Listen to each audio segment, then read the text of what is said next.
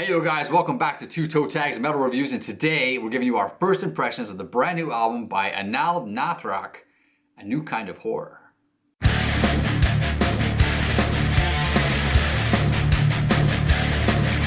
Alright guys, so this is a band, I know there's a lot of buzz around this band. This band, I've been seeing them pop up here and there all over the place over the last couple of years. I've checked them out here and there, but never really got into them. We decided to do this album today. So over the past few days, I've been listening to their previous two releases, and I gotta say, me on a personal level, I was not feeling it. But I never really did have a chance to really focus listen on it. I always had it on the background, and I think that was the downfall for me. But that's, besides the point. We got a new album to listen to today, so what are your thoughts on that before we go listen? I also never really got into this band too much. I listened to them a little bit, but I didn't pay too much attention to them. But then, we decided to do this album this week, so I said, okay, I'm going to check out their stuff. And I did get a chance to listen to the past few albums with focus on them, and I think they're really good. They got a lot of cool stuff, so I'm excited for this new album dropping today. Cool. So we're going to go and we're going to listen to this album for the first time in its entirety, front to back, and we'll be right back to give you guys our first impressions of A New Kind of Horror. Stay tuned. Alright guys, we just listened to A New Kind of Horror by Anaal Nathrakh, the first time in its entirety. I'm going to open the floor by saying this album was pretty good, and there was a difference I found from this album to the other albums. Because when I listened to the other albums on my own, I found they were all very consistent, kind of the same thing. Crazy blast beats, like so much energy, all this screeching happening, just But this album, I felt, took a little bit more liberty with just creating a lot more of a standard beat and, tone it down, make something that's a lot more straightforward as opposed to just a wall, encroaching upon you. My favorite track is track number 4 called Forward, and It was a single by the way. It was a single. I really love that the rhythm had a bunch of gun sounds to it and a reloading sound and all the shooting, and it just sounded really fucking cool. Yeah. I know you were telling me as we were listening to it, this is not the first time you've seen it, but it's the first time I've seen it. Yeah. And it caught me off guard, like, holy shit, that sounds rad.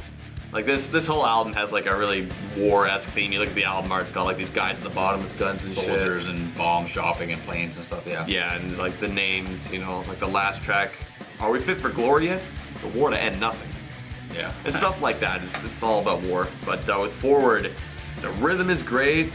The breaks, because there are some breaks between some parts. It's really creepy, eerie, and that's a big thing I find with this band is that they're really uncomfortable. And I don't mean that in a bad way. I mean it's a really creepy, nasty, dirty, kind of upsetting sound that feels great. There's a lot of abrupt sounds too. A lot of kind of just get you in a weird way. It's such a dirty album, if you can take that in a positive way. It's hard to explain, but I get you. I understand what you're saying. Yeah, but if I were to pick a least favorite, I'd probably say track number 7, which is either 6 Coactus or V Coactus. When we listen to the song, I swear I heard the guy say V Coactus.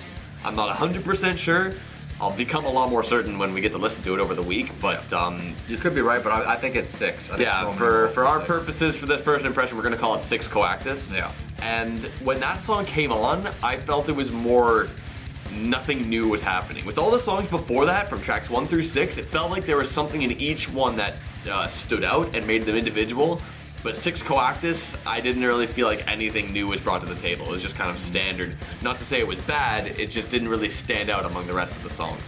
Perhaps that's why it could stand out in the future, that it doesn't have a weird trademark to the song, that it's so straightforward. That's just something I'm thinking of going forward with the song. True. So what were your favorites? My favorites? I actually had 3 songs that I rated pretty highly. That's song number 3, The Reek of Fear.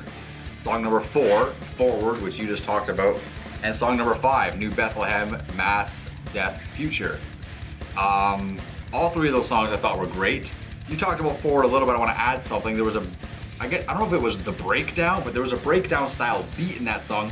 Something you hear, something from like a metalcore band or something like that. So I thought that was a little different. You don't really hear that style of rhythm throughout any other their music. So I thought that was a nice change of pace that was in there.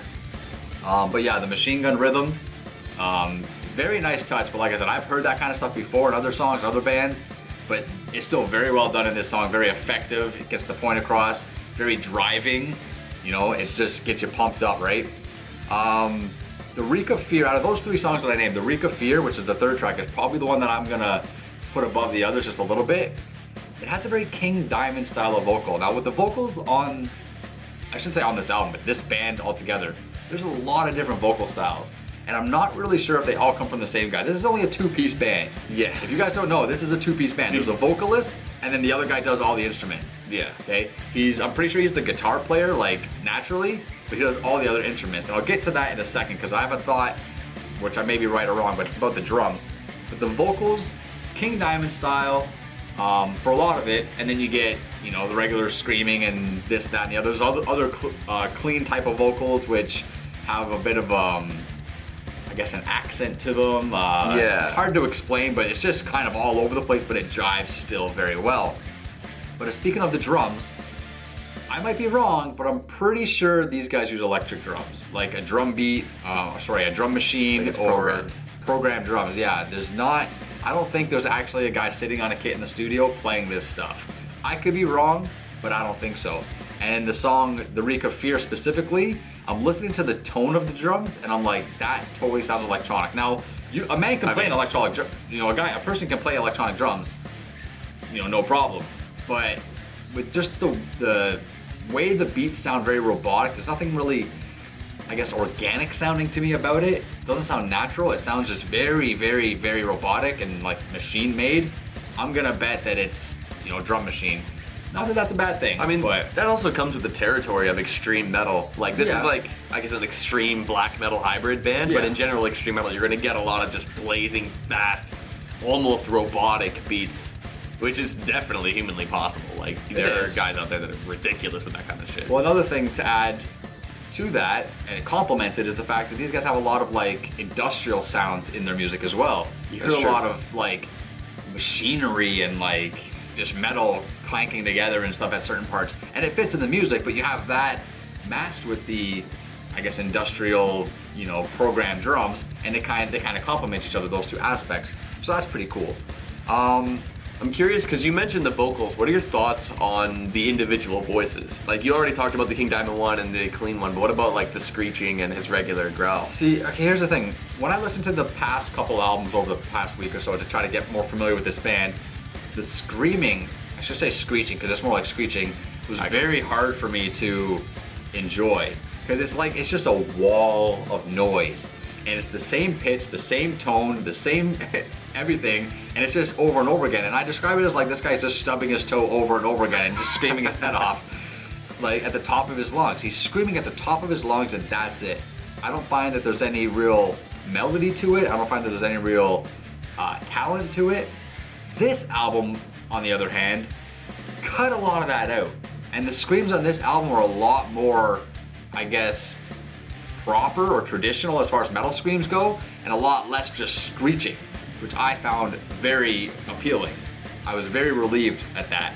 There was screeching on this album, though. Don't get me wrong. There's definitely plenty of screeching, but it's definitely more sectioned. It's definitely more spread out, and it's not just constantly in your face like this big wall of, you know, hyper sound that sometimes can be a little overbearing.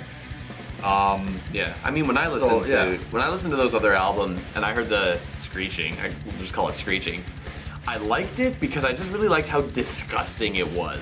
It is disgusting. Like, it's just nasty, all this shit's going down, it's all depressing, just so dark, spiraling downwards. Yeah.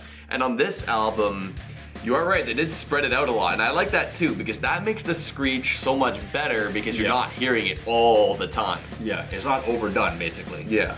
Yeah, so with that said, you know what, you talked about your least favorite song. I'm just gonna add that it was the same as my least favorite song, Six Quackness, the 7th song. It just sounds bland compared to everything else. It's one of those ones, probably after multiple listens, it's probably gonna grow on me a little bit. I'll start appreciating it a little more. I don't see it getting worse. It won't get worse, no, but I think one more question for you before we kind of wrap this video up. The very first track, The Road to, ellipses, What did you think about it? Do you think that it did a job that an opening track should do as setting the tone for the album? I feel like if you want to consider the entire album, then yes, the song did its job. But for some reason, I feel like there should have been something better, something more nastier, some darker. Because it started good, it's like ominous, like what's going on, and then the instruments come in. I'm thinking like, okay, either this builds up really great or this kind of goes a bit early. And then when it goes into, blends right into the second song. It does blend into the second song called Obscene as Cancer, but I don't know, something about it didn't feel like totally like, oh wow, what a great intro track. Because you think of intro tracks, and once an intro track is done and it leads into the next song, you think to yourself, okay, does this feel awesome? Did this hype me up for what's to come? And in the moment, the Road 2 didn't really hype me up. Like as much as I wanted it to. Maybe I was expecting too much. Maybe. I'm not sure. That being said, on further listens, I'll evaluate like how good is this at really setting the tone now that I've heard the entire album already. So just to add my thoughts on that, my notes were pretty simple. When the song started, basically the beginning of the album, I heard noises, so I just wrote noises. All right. Then I wrote agony, war, and suffering. That's what I got from that. Right? I wasn't writing about the sounds, I wasn't writing about the music, I wasn't writing about the instruments or anything like that. I was getting a sense of emotion, getting a sense of feeling out of what it was presenting to me. And I think that set the tone for the album in a way, because like you said, there's definitely a war theme, and I was getting that from this song. The cover of the album is very war themed. It's definitely about war. Yeah. I mean, there's no question about it. And when I'm listening to it, I hear the agony, I hear the suffering, and I hear just the pain and the torment and all the negativity that comes with war, and I hear that in that initial track, and I feel like that just bleeds into the second track, and then bam, you're into the album. I felt like it was very effective. But you know what, guys? I think we've said enough right now. Yeah. This has been our first impressions of A New Kind of Horror by Anaal Nathrakh, and we want you guys to comment below and let us know what you guys think, and we're going to be back in a week to give this a full and final review. But until then, make sure you hit the like button, subscribe if you guys are new to the channel. I'm Vile Self. I'm TV Fitch. See you guys very soon. Yeah.